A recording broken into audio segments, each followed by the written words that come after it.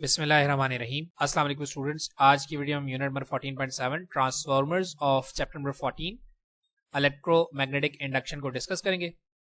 देखिए, transformer basically हमारे पास एक इलेक्ट्रिकल डिवाइस है जिससे आप वोल्टेज को इंक्रीज या डिक्रीज कर सकते हैं। और इस डायग्राम के अंदर आपको टोटल स्ट्रक्चर ऑफ ट्रांसफार्मर नजर आ रहा है। देखें, इसमें सबसे पहले हमारे पास आपको यहाँ पर लेफ्ट हैंड साइड के ऊपर ये कॉइल नजर आ रहा है। This coil is basically known as the primary coil and the number of turns in the primary coil is known as the number of turns in primary coil. और उसके बाद हमारे पास यहाँ पर आपको जो है वो राइट हैंड साइड के ऊपर एक इस तरह से कॉइल नजर आ रहा है। That coil is called the secondary coil and the number of turns in the secondary coil is called the number of turns in secondary, right. अब ये जो हमारे पास दोनों कॉइल्स हैं, ये कॉइल्स हमारे पास एक आयरन कोर से कनेक्टेड है, ठीक है। तो देखें, ये हमारे पास टोटल कंस्ट्रक्शन है। हमारे पास एक प्राइमरी कॉइल है, हमारे पास सेकेंडरी कॉइल है और ये दोनों कनेक्ट हुए हैं by using iron core, soft iron core. अब देखिए, ये जो हमारे पास प्राइमरी कॉइल है, इस प्राइमरी कॉइल को हम कहते हैं इनपुट सर्किट। यहाँ से हम लोग जो है वो इनपुट प्रोवाइड करते हैं और यहाँ पर हमारे पास ये जो सेकेंडरी सर्किट आपको नजर आ रहा है, सेकेंडरी जो हमारे पास कॉइल नजर आ रहा है, that is called the output circuit, ठीक है। यहाँ से आप इनपुट प्रोवाइड करते हैं और यहाँ से आपको जो है वो आउटपुट मिलता है, जैसे आपको यहाँ पर नजर आ रहा है। देखें, इसमें बेसिकली हमारे पास वर्किंग को भी थोड़ा सा डिस्कस कर लेते हैं। आप यहाँ पर इसको जो है वो प्राइमरी करंट प्रोवाइड करते हैं, प्राइमरी वोल्टेज प्रोवाइड करते हैं, तो सॉरी ऑल्टरनेटिंग वोल्टेज प्रोवाइड करते हैं। तो ऑल्टरनेटिंग वोल्टेज जब आप इस कॉइल के अंदर प्रोवाइड करते हैं तो आपको पता है कि हमारे पास इलेक्ट्रो मैग्नेटिक इंडक्शन के फिनोमेना के अकॉर्डिंग यहाँ पर हमारे पास जो है वो मैग्नेटिक फील्ड जनरेट हो जाती है। और यही जो चेंजिंग मैग्नेटिक फील्ड है, यही चेंजिंग मैग्नेटिक फील्ड आपकी through passing the iron core secondary coil के अंदर से भी गुजरती है। देखें, आपको यहाँ डायग्राम के अंदर नजर आ रहा होगा। सो देखें, ऑल्टरनेटिंग करंट की वजह से हमारे पास यहाँ जो हमारे पास मैग्नेटिक फ्लक्स के चेंज होने से यहाँ पर भी हमारे पास ईएमएफ इंड्यूस हो रहा है, that is called the self induced EMF. क्योंकि यहाँ पर कॉइल के अंदर ही आपने करंट को चेंज किया, करंट और आपके पास कॉइल के अंदर ही ईएमएफ इंड्यूस हो, तो इस तरह की हमारे पास जो induce EMF that is called the self inductance. और यहाँ पर इस वाले कॉइल के अंदर हमारे पास क्योंकि हमारे पास नेबरिंग कॉइल की वजह से हमारे पास जो ईएमएफ इंड्यूस हो रहा है, that's why this induced EMF is known as a mutually inductance, mutual inductance. यहां पर हमारे पास हो रही है सेल्फ इंडक्टेंस, यहां पर हमारे पास हो रही है म्यूचुअल इंडक्टेंस। तो ट्रांसफार्मर वर्किंग करता है on the principle of mutual inductance. देखिए, ये मैंने आपको टोटल ओवरव्यू दे दिया ट्रांसफार्मर का। अब हम लोग जो है वो स्टेप बाय स्टेप इसको डिस्कस करते थे। देखिए, सबसे पहले हमारे पास ट्रांसफार्मर को हम कह रहे हैं, transformer is an important electrical device use for increasing और decreasing the alternating voltage, right. लेकिन ट्रांसफार्मर सिर्फ ऑल्टरनेटिंग वोल्टेज के लिए ये वर्किंग करता है, डायरेक्ट करंट के लिए जो है ये वर्किंग नहीं करता है। क्योंकि डायरेक्ट करंट में हमारे पास जो है वो changing magnetic field, varying magnetic field generate नहीं होती। और जब तक आपके कॉइल के अंदर से मैग्नेटिक फील्ड चेंज नहीं होगी, वहां पर हमारे पास इलेक्ट्रोमैग्नेटिक फोर्स इंड्यूस यानी कि ईएमएफ इंड्यूस नहीं होता। सो दैट्स व्हाई हमारे पास ट्रांसफार्मर हमेशा ऑल्टरनेटिंग वोल्टेज के लिए वर्किंग करेगा। प्रिंसिपल ऑफ ट्रांसफार्मर हमारे पास है, the transformer works on the principle of mutual inductance. अभी मैंने आपको बताया कि हमारे पास ट्रांसफार्मर जो है वो म्यूचुअल इंडक्टेंस के ऊपर जो है वो वर्किंग करता है, ठीक। इसके बाद हम लोग यहाँ पर कंस्ट्रक्शन की बात करें। देखें, कंस्ट्रक्शन में हमारे पास वही तीन चीजें जिसको हम लोग ऑलरेडी डिस्कस करके आ चुके हैं। There are three main parts of transformer. Primary coil, देखें ये हमारे पास जो है वो प्राइमरी कॉइल है। द सेकेंडरी कॉइल, ये हमारे पास जो सेकेंडरी कॉइल है। प्राइमरी सर्किट को हम कहते हैं इनपुट सर्किट, सेकेंडरी सर्किट को हम कहते हैं output circuit, and the laminated iron core connected them. और हमारे पास देखें ये दोनों कॉइल्स कनेक्टेड हुए हैं by using a laminated soft iron core. ये लैमिनेटेड क्या चीज है, इसका क्या मतलब है, इसको आगे चल के हम लोग डिस्कस करेंगे, ठीक। तो ये हमारे पास है कंप्लीट कंस्ट्रक्शन ऑफ ट्रांसफार्मर। अब हम इसकी वर्किंग की बात करते हैं। देखिए, वर्किंग में हम लोग यहाँ पर ये कह रहे हैं, the primary coil connective to a AC supply source. आपने क्या किया, आपने प्राइमरी कॉइल को ऑल्टरनेटिंग वोल्टेज प्रोवाइड किया, right. Let NP are the number of loops in primary coil and secondary coil has NS loops। यानी कि इसके जो नंबर ऑफ लूप्स हैं उनको हम कह रहे हैं number of turns in primary, इसके जो लूप्स हैं उसको हम कह रहे हैं number of turns in secondary. AC current in the primary coil produces a changing magnetic flux. यानी कि आपके पास यहाँ पर जो, क्योंकि आपने यहाँ पर करंट प्रोड्यूस करवाया तो इलेक्ट्रोमैग्नेटिक इंडक्शन के फॉर्मूला के फिनोमेना के अकॉर्डिंग यहाँ से हमारे पास जो फ्लक्स जनरेट होगा, चेंजिंग मैग्नेटिक फ्लक्स, क्योंकि चेंजिंग इलेक्ट्रिक फील्ड है, वैरिंग इलेक्ट्रिक फील्ड है, तो वैरिंग मैग्नेटिक फील्ड प्रोड्यूस होगी। तो यही मैग्नेटिक फील्ड आपकी जो है सेकेंडरी कॉइल के अंदर से भी गुजरेगी। तो जब ये वैरिंग मैग्नेटिक फील्ड आपके सेकेंडरी कॉइल से गुजरेगी तो यहां पर हमारे पास इलेक्ट्रोमोटिव फोर्स जनरेट होगी, that is because of the phenomena of mutual inductance, right. तो हम यहां पर देखें यही कह रहे हैं कि AC current in the primary coil produces a changing magnetic flux, and this changing flux passes through the iron core and induce EMF in the secondary coil. यानी कि यहाँ से magnetic flux आपका चेंज होता हुआ यहाँ से गुजरा. जब ये हमारे पास सेकेंडरी कॉइल से गुजरा तो सेकेंडरी कॉइल के अंदर इसने जो है वो इलेक्ट्रोमोटिव फोर्स इंड्यूस करवा दिया. ठीक, ये हमारे पास है टोटल वर्किंग ऑफ ट्रांसफार्मर के. आपने इनपुट में ऑल्टरनेटिंग वोल्टेज प्रोवाइड किया तो हमें आउटपुट के अंदर भी ऑल्टरनेटिंग वोल्टेज मिला. That is the phenomena of second mutual inductance. ठीक, अब ये जो आउटपुट में आपको वोल्टेज मिल रहा है आप इसको इंक्रीज भी कर सकते हैं, आप इसको डिक्रीज भी कर सकते हैं. कैसे करेंगे इसके लिए हम रिलेशन ड्राइव करेंगे. देखिए मैं यहाँ पर कह रहा हूँ कि if del psi is the flux linkage in the coil in time delta t. अगर मेरे पास चेंज इन फ्लक्स जो है वो डेल साई से रिप्रेजेंट हो रहा है डेल टी के अंदर, then according to the Faraday law of self induced EMF in the primary coil is given bye.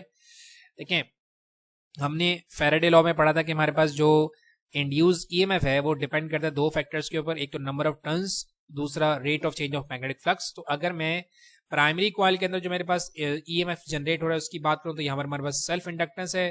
सो इसके लिए हमारे पास है कि मैं यहाँ पर कह रहा हूँ कि EMF produce in the primary coil dependent on the number of turns in the primary coil and the rate of change of the flux through that coil. Right, ये हो गया हमारे पास फर्स्ट इक्वेशन. और सिमिलरली इस तरीके से मैं बात करूंगा the induced EMF in the secondary coil will be, यहाँ पर भी हम लोग जो है Faraday law of electromagnetic induction के अकॉर्डिंग फॉर्मूला बना रहे हैं. That's EMF produced in secondary coil is equal to number of turns in the secondary coil and the rate of change of flux through that coil. Right, अब देखें हमने यहाँ पर एक रिलेशन ड्राइव करना है कि हमारे पास ये जो ईएमएफ प्रोड्यूस होता है कि किस फैक्टर पर डिपेंडेंट है. तो मैं क्या करूंगा, इन दोनों इक्वेशंस को डिवाइड करवा दूंगा. ठीक है, तो इन दोनों इक्वेशंस को डिवाइड करवाने से होगा ये कि आपका जो फ्लक्स है ये rate of change of flux से जो है वो कैंसिल आउट हो जाएगा. तो हमारे पास क्या रह जाएगा, EP divide by ES that will be equal to NP divided by NS. Minus minus cancel out हो जाएगा. और ये रिलेशन आपको क्या बता रहा है, ये रिलेशन आपको बता रहा है कि आपके पास जो EMF जनरेट हो रहा है प्राइमरी कॉइल में या सेकेंडरी कॉइल में, ये सिर्फ और सिर्फ डिपेंड करेगा किसके ऊपर, नंबर ऑफ टर्न्स के ऊपर. अगर आपके पास प्राइमरी कॉइल में ज्यादा टर्न्स हैं तो हमारे पास ईएमएफ भी ज्यादा होगा. अगर हमारे पास सेकेंडरी टर्न्स ज्यादा है तो हमारे पास सेकेंडरी जो ईएमएफ है वो भी यानी कि वोल्टेज है वो भी ज्यादा जनरेट होगा. राइट, तो ये हमारे पास एक इंपॉर्टेंट रिलेशन बन गया कि हमारे पास जो ईएमएफ जो प्रोड्यूस हो रहा है वो नंबर ऑफ टर्न्स के ऊपर डिपेंडेंट है. तो इसी से हम लोग जो वो टाइप्स ऑफ ट्रांसफार्मर को डिस्कस करेंगे. There are two types of transformer that is called the step up transformer and step down transformer. तो पहले हम स्टेप अप की बात कर रहे हैं. देखिए हमने क्या कहा कि हमारे पास जो EMF है वो डायरेक्टली डिपेंड करता है नंबर ऑफ टर्न्स के ऊपर. स्टेप अप ट्रांसफार्मर क्या है, ऐसा ट्रांसफार्मर जिसमें हमें आउटपुट आपके इनपुट से ज्यादा मिल रहा है, यानी कि आउटपुट वोल्टेज इनपुट वोल्टेज से ज्यादा है. That type of transformer is called the step up transformer. तो इसके लिए हमें क्या करना पड़ेगा, number of turns in secondary बढ़ाने पड़ेंगे क्योंकि हमें सेकेंडरी में वोल्टेज ज्यादा चाहिए. नंबर ऑफ प्राइमरी के अंदर जो है वो टर्न्स को कम करना पड़ेगा क्योंकि हमें जो वो आउटपुट में ज्यादा वोल्टेज चाहिए. तो देखिए मैं यहाँ पर ये कह रहा हूँ कि if number of turns in secondary is greater than number of turns in primary, then voltage in secondary is greater than voltage produced in primary and the transformer is called the step up transformer. अगर number of turns in secondary number of primary से ज्यादा होंगे तो हमारे पास voltage in secondary understood से बाद भी relation बनाया हमने, आपके प्राइमरी वोल्टेज से ज्यादा हो जाएगा. तो इस तरह के ट्रांसफार्मर को हम कहते हैं स्टेप अप ट्रांसफार्मर, जो कि आपको यहाँ पर एनिमेशन में दिखाया भी जा रहा है. देखिए यहाँ पर हमारे पास number of turns in primary कम है तो आपने यहाँ पर लेट करेंगे 10 वोल्ट्स का AC वोल्टेज जो है वो प्रोवाइड किया. और आपको देखें यहाँ पर क्योंकि स्टेप अप है, स्टेप अप में number of turns in secondary आपने ज्यादा रखे हुए हैं तो आपको जो आउटपुट वोल्टेज मिल रहा है वो ग्रेटर देन इनपुट वोल्टेज है, 10 से ज्यादा है. तो इस तरह के ट्रांसफार्मर को हम कहते हैं स्टेप अप ट्रांसफार्मर. सिमिलरली इस तरीके से हम स्टेप डाउन ट्रांसफार्मर की बात करें तो स्टेप डाउन ट्रांसफार्मर का जो है वो रिवर्स प्रोसेस होगा.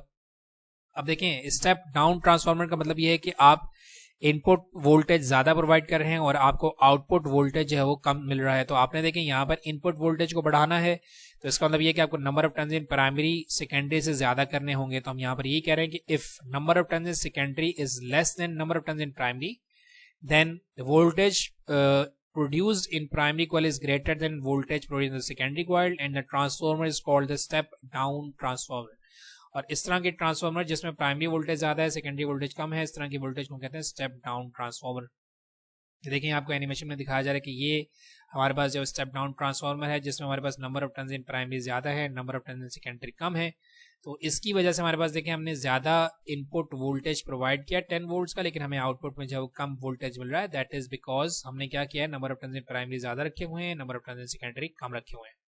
तो इस तरह से आप ट्रांसफार्मर के वोल्टेज को बढ़ा भी सकते हैं और आप वोल्टेज को कम भी कर सकते हैं by using the transformer. Electrical device हमारे पास यूज होती है, that is called the transformer. Efficiency के लिए हम यहाँ पर फॉर्मूला ड्राइव करते थे कि हमारे पास, क्योंकि ये सॉफ्ट आयरन कोर से जो है वो कनेक्टेड होती है, तो हमारे पास यहाँ पर जो एनर्जी लॉसेस हैं बहुत कम होते हैं। तो हम यहाँ पर कह रहे हैं the transformer is very efficient electrical instrument. ये एफिशिएंसी नहीं, एफिशिएंट है। That the transformer is very efficient electrical instrument and its efficiency is about 100%, और इसकी एफिशिएंसी तकरीबन 100% होती है। ठीक, लेकिन ओरिजिनली अगर रियलिटी में देखें तो 100% नहीं होती, कम होती है, क्योंकि कुछ एनर्जी लॉसेस हमारे पास होते हैं। The efficiency of transformer can be found by given equation. देखें एफिशिएंसी की अगर आप बात करें तो efficiency is defined as the power output divide by the power input. और देखें अगर आप पावर की बात करें, इलेक्ट्रिकल पावर की, तो electrical power is a product of current end voltage IV। सो अगर आप आउटपुट की बात करें तो ये क्या हो जाएगा VS टाइम्स IS, और अगर आप इनपुट की बात करेंगे तो ये क्या हो जाएगा VP times IP multiply by 100।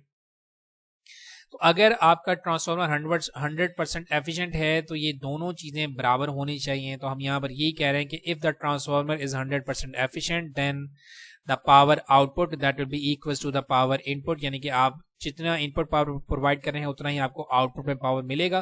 तो आपका ट्रांसफार्मर जो है वो 100% होगा, लेकिन ऐसा होता नहीं है। ठीक, तो ये हमारे पास, मैं यहाँ पर एक छोटा सा रिलेशन एक और बनाऊंगा जो कि हमारे पास बहुत इंपॉर्टेंट बनेगा। दैट देखिए ये power output that is EMF time I, देखें VI होता है ना, तो यहाँ हम EMF से रिप्रेजेंट कर रहे हैं।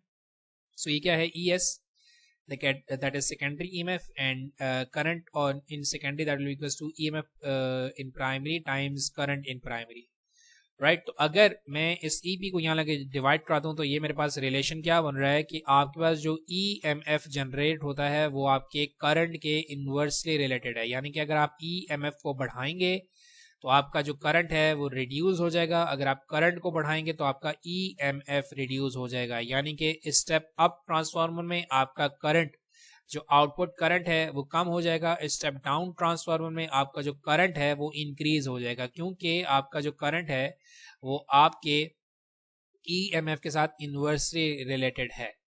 ठीक, तो ये हमारे पास होगी कंप्लीट डिस्क्रिप्शन ऑफ ट्रांसफार्मर। इसके बाद हम जो है वो यूजेस एंड ट्रांसमिशन लॉसेस की बात करेंगे।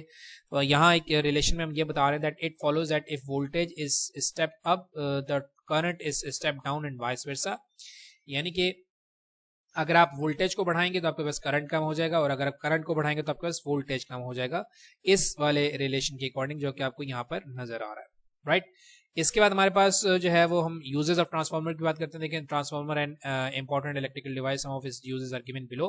लेकिन step of transformer are used to supply electricity remote areas, यानी कि जो दूर के एरियाज होते हैं उनके लिए हम लोग जो है वो क्या करते हैं, ट्रांसफार्मर को इस्तेमाल करते हैं। देखिए हमने क्या कहा कि as a secondary voltage is very high, secondary voltage बहुत ज़्यादा हाई होता है तो secondary current is very low, तो आपका करंट बहुत ज़्यादा रिड्यूस हो जाता है। And power loss is minimum, लेकिन करंट की कम गुजरने के साथ आपका जो पावर लॉस है वो कम हो जाता है during transmission of electrical energy.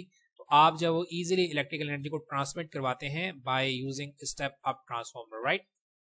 फिर हमारे पास step down transformer is used in power supplies of different home appliances like computer, TV, call bell, radio, etc. to step down on normal AC voltage of 220 volts for their requirement।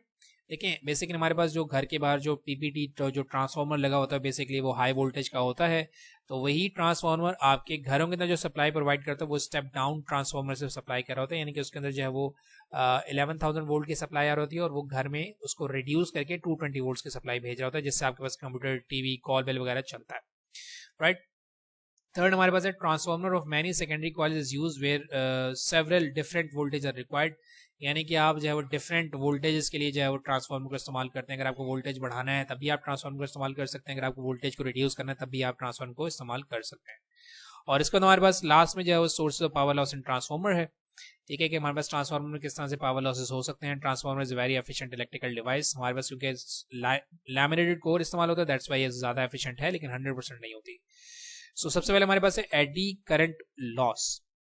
देखें eddy current basically हमारे पास, मैंने आपको बताया था कि जब हमारे पास EMF generate होता है तो EMF की वजह से मेटल के अंदर हमारे पास जो EMF जनरेट हो जाता है, बैक EMF जनरेट हो जाता है, जो कि आपके पास जो है आपकी एफिशिएंसी को रिड्यूस करता है।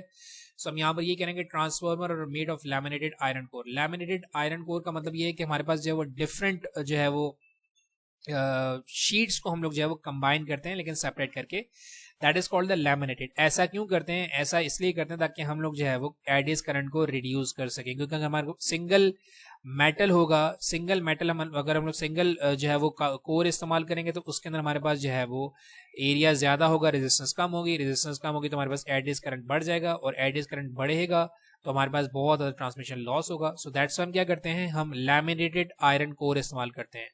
लैमिनेटेड में होता है कि हम लोग थिन शीट्स इस्तेमाल करते हैं, थिन शीट्स में हमारे पास जो है वो एरिया कम हो जाता है, रेजिस्टेंस बढ़ जाती है, जिससे हमारे पास जो है वो एडीज करंट रिड्यूस हो जाता है। तो जितना एडीज करंट हमारे पास रिड्यूस होगा उतनी हमारे पास जो है वो गुड ट्रांसफॉर्मेशन हो सकती है। तो हम यहाँ पर ये कहेंगे transformer made use of laminated iron core, that is many thin sheets of iron pressed together but separated by thin insulated layer, this limit the circulating eddies current.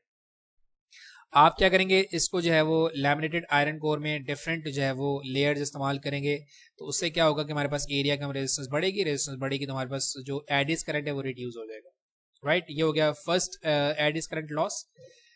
Second हमारे पास आईआर लॉसेस, तो हम यहाँ पर कहेंगे some energy's dissipated as heat in the primary and the secondary coil due to their resistance.